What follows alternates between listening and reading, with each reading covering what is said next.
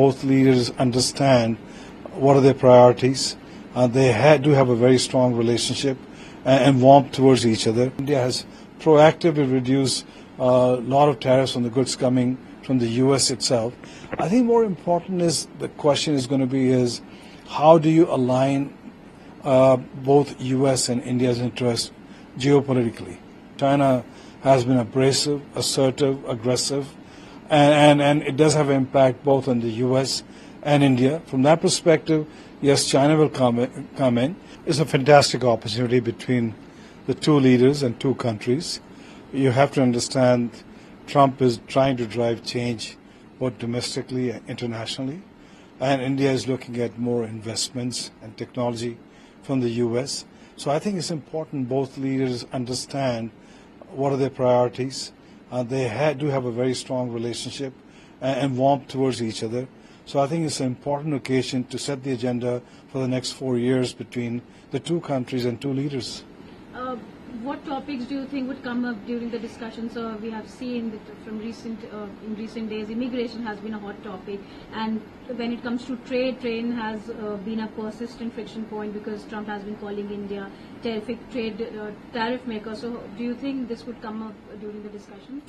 So, on the illegal immigration, I don't think there is an open issue. India has very clearly stated to the administration that they will all verified illegal Indians, they'll take them back.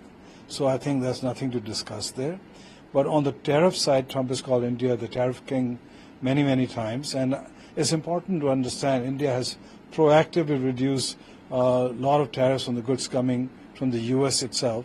I think more important is the question is going to be is how do you align both U.S. and India's interests geopolitically, economically, technologically, on energy security for the two countries and people to people.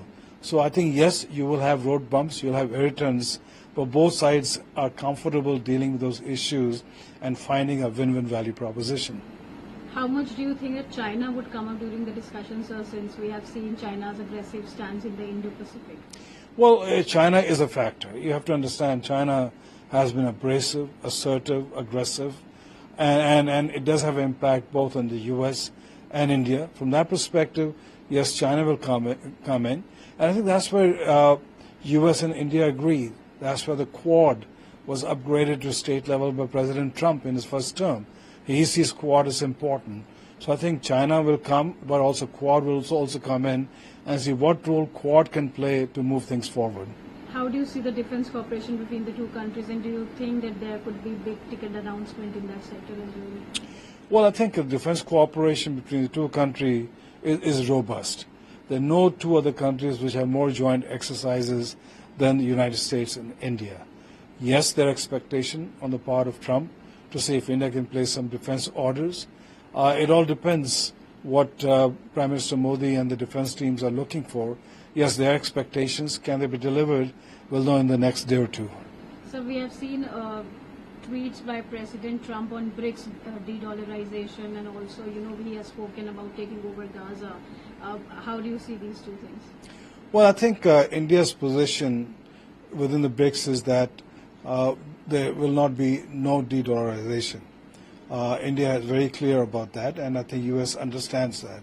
As far as the Gaza goes, it is a statement which Trump has made, and today King Abdullah is coming. There will be a discussion on that. He has made a statement that both Jordan and Egypt needs to take these people, otherwise the aid going to them could be jeopardized. So I think that is an issue between President Trump, Egypt, and Jordan, and also the Palestinians. I think India has no say there, so I don't think that will come into discussion. For 4 years, how do you see India-US relationship going forward, since Modi and Trump have worked together in the past as well? Well, I see the relationship optimistic. I see a relationship which is going to grow when you have 5 million Indian Americans who are integrated part of the society, generating almost 6 times the income of the percentage base itself. So I strongly believe the relationship will continue to move forward. We will have road bumps. Any relationship, you do have challenges, but I think there is enough maturity on both sides to be able to handle those issues and take this relationship forward. And what about the trade deficit that both countries have? I think that's a non-issue. I think India has a trade surplus of almost $45 billion. India can redirect its purchase of energy away from Russia and other geographies into United States, and I think that will just disappear in a matter of time. So I think that is a non-issue. I think where we see an opportunity is more of a partnership where India has energy security with the U.S. and moving forward in the small modular nuclear plants, which is a new incoming technology which U.S. has and India needs it. So I think you will see more discussion in that arena also. So Trump has also been vocal on Bangladesh, on the situation of minorities in Bangladesh. How much do you think that this will come up? I think India basically appreciated Trump basically saying protect the Hindus in Bangladesh. Yes, there have been rumors that U.S. was behind Sheikh Hasina's removal, which is incorrect itself. I think regional security will be discussed, not just only Bangladesh, Pakistan and others in the region, Afghanistan also. But again, it's a partnership which is going to look at what works for U.S., what works for India, and how do you bring that balance between the two countries.